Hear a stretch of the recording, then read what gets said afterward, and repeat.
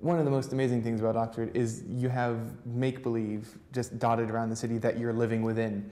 Alice in Wonderland, for example, was written at Christ Church. Alice was a girl living at Christ Church. The rabbit hole is a staircase leading out of the dining hall.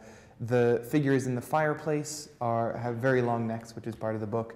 All the figures are in the stained glass in the windows.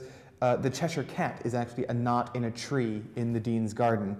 The dining hall, of course, itself was where they filmed the first Harry Potter movie. Narnia itself is in Oxford. It's this little alleyway that I used to walk down everywhere on my way to work and thought nothing of it until a friend pointed out that C.S. Lewis would walk out of the door of this church after preaching. The first thing he'd see would be this carving of a wooden lion. He'd then look up around the door and see two golden fawns and turn right and see this incredibly out-of-place lamppost. And it hadn't meant anything to me until I saw all of them together in place, and yeah, it's Narnia. Bops are themed, costumed dance parties.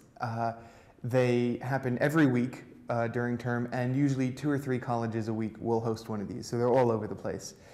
I mean, in the US, we'll have parties with costumes at Halloween.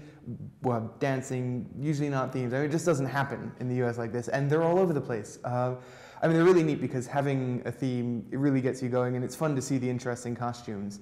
The other bizarre thing about them is that because they're all over the university and all over the city, any weekend night during college, you'll see people walking across the town dressed in these bizarre costumes. I remember once walking actually from the department late one night, and I saw the cast of The Wizard of Oz just walking down the street in the opposite direction, obviously on their way to a dance party. It was perfectly normal.